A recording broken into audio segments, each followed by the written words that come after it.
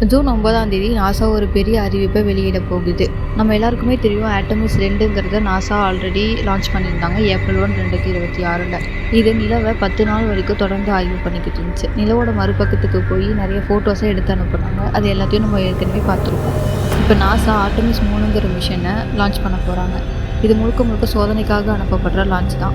இந்த மிஷனோட நோக்கமே சந்திரனை சுற்றி ஸ்பேஸ் கிராஃப்ட் ராக்கிங் டெஸ்ட்டை முடிச்சுட்டு மனிதர்களை சந்திரனுடைய மேற்பரப்பில் பாதுகாப்பான முறையில் கொண்டு போய் சேர்க்கிற தொழில்நுட்பத்தை சோதனைப்படுத்துறது தான்.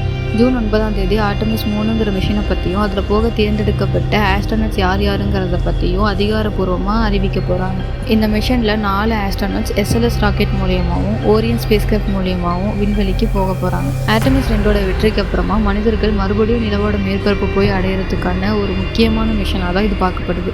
எதிர்காலத்தில் மார்ஸ் மிஷனுக்கான அடித்தளத்தையும் இது அமைக்க போகுதுன்னு சொல்கிறாங்க. நீங்கள் இந்த ஆர்டெமிஸ் 3 பற்றி என்ன நினைக்கிறீங்கிறத கமெண்ட்டில் சொல்லுங்கள்.